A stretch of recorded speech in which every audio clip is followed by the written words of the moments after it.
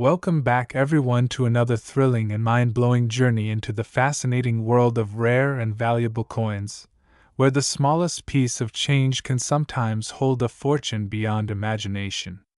Today, we're diving deep into one of the most talked about, mysterious, and astonishing stories in American coin history: the story of the 1982 Liberty 1-cent Lincoln penny. A coin that may look like any other at first glance but hides within it a secret so rare and powerful that its value has shocked collectors and experts around the world. Believe it or not, this simple 1982 Lincoln penny has been valued at an unbelievable $54.8 million. Yes, a single penny worth more than $54 million. And what makes it truly incredible is that its immense value comes from errors, mistakes, and minting variations that make it unlike any other penny ever produced. Before we explore what makes this coin so unique, let's take a moment to go back in time to 1982, a year of monumental change for the U.S. Mint and for the penny itself. It was a transition year, one of the most complex in the entire history of U.S. coinage. For decades before 1982, Lincoln pennies had been made mostly of solid copper, about 95% copper and 5% zinc and tin combined. But by the early 1980s, copper prices began to rise sharply. The cost of making a 1-cent coin was starting to exceed its face value, and the U.S. Mint needed a solution. So, in 1982, they made a crucial change that would alter the composition of the penny forever. They switched from the traditional copper alloy to a new planchet made primarily of zinc, 97.5% zinc, with only a thin outer coating of copper to keep the familiar color and appearance. This transition, however, did not happen overnight. During that year, both types of pennies, the old copper ones and the new zinc-coated ones, were minted simultaneously. And to make things even more interesting, the U.S. Mint produced several varieties of 1982 pennies with different details. There were large dates, small dates, Denver Mint marks, Philadelphia Mint marks, and both copper and zinc compositions. This means that in 1982 alone, there are at least 7 major varieties of Lincoln pennies, and some experts even debate if more subtle sub-varieties exist. This overlapping production created a perfect storm of confusion, variation, and yes, minting errors. And it's within this storm that the legendary 1982 penny worth $54.8 million was born. Let's imagine what life was like in the mint during that chaotic year. Massive machines were running non-stop, striking millions of pennies every single day. Bins of copper planchets sat next to bins of zinc ones. Workers were trying to adjust dies, manage pressure settings, and keep the transitions smooth. But amid all the precision and care, human error crept in. Some copper planchets from early 1982 got mixed with zinc blanks meant for later that year. Some dies were used longer than intended, developing cracks and misalignments. And in rare instances, dies from different hubs were mismatched, leading to doubling, overstriking, and even hybrid varieties that shouldn't have existed. The 1982 Lincoln penny that would go on to become the rarest of them all is believed to be one of these transitional mistakes: a coin struck on the wrong type of planchet or with mismatched design elements. In particular, one of the most famous and valuable 1982 pennies is a copper composition coin that bears the D Mint mark from Denver but has the characteristics of the small date design, which was supposed to appear only on certain zinc versions.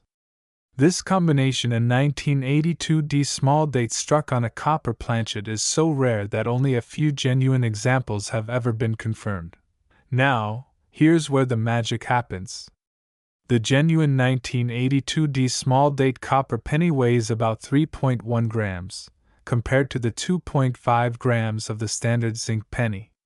It was struck with precision and detail so sharp that even experts were astonished when they first tested it. The weight difference might sound tiny, but it's this very detail that separates an ordinary penny from a multi-million-dollar rarity. For collectors, the composition of a coin is everything. When a coin is struck on a planchet it wasn't intended for, it instantly becomes a numismatic miracle, something that should never have existed. But this particular coin's story doesn't end there. Aside from the wrong metal composition, experts notice subtle doubling on the word liberty and around the numbers in the date, suggesting that the die itself may have been misaligned during production. This doubling is not the result of being struck twice. It's a true double die, an error that happens when the design is impressed twice on the die itself, each time slightly off from the previous strike. When that die is used, every coin it strikes bears the same doubled image. These double die errors are extremely rare and are among the most prized mistakes in the coin world. Imagine holding a coin that shows Lincoln's features slightly doubled, the word liberty appearing like it has a faint shadow, and the date 1982 showing an extra outline beneath the numbers. To the naked eye, it might look like a simple blur, but under magnification, the detail is breathtaking. The lines are crisp, the doubling is clear, and the coin tells a story of imperfection born from the heart of the mint itself. Then there's the mint mark, the small d beneath the date, representing the Denver Mint. Back then, mint marks were still added manually to the dies using a small hand punch. That process, though simple, left room for small mistakes. Sometimes, the engraver struck the die more than once by accident, creating a repunched mint mark, known among collectors as an RPM.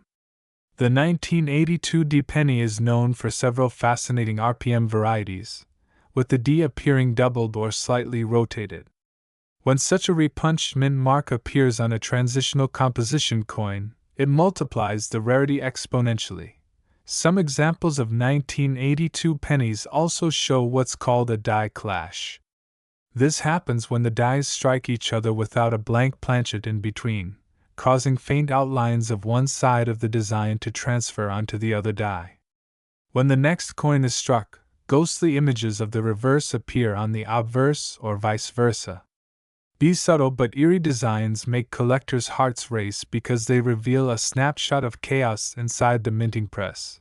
Other coins from the same period show die cracks, tiny raised lines caused by fractures in the hardened steel dies after repeated strikes. On the 1982 D penny, some die cracks appear along Lincoln's shoulder or near the rim, forming what collectors affectionately call BIE errors, named after a small die break that forms a raised line between the letters B and E in Liberty. These small imperfections make each coin unique, almost like fingerprints in metal. And then there's the most dramatic possibility: a coin struck on the wrong planchet altogether. The mint at that time was producing not just pennies, but nickels, dimes, quarters, and even foreign coins. Occasionally, a blank planchet of another denomination would find its way into the wrong press. A 1982 penny struck on a dime or nickel planchet would look lighter, thinner, or have a silvery color instead of the usual reddish copper tone.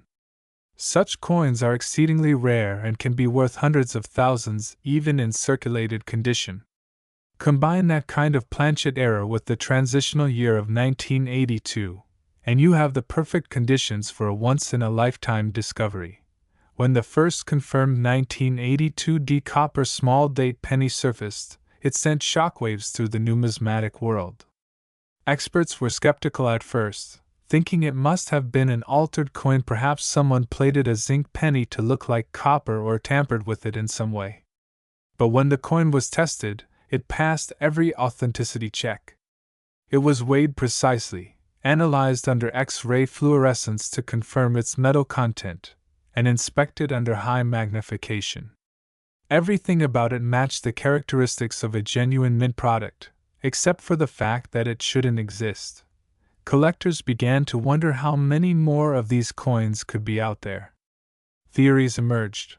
Perhaps a few leftover copper planchets were mistakenly fed into the presses after the transition to zinc, or maybe a mint employee intentionally or accidentally struck a handful of special coins that escaped quality control.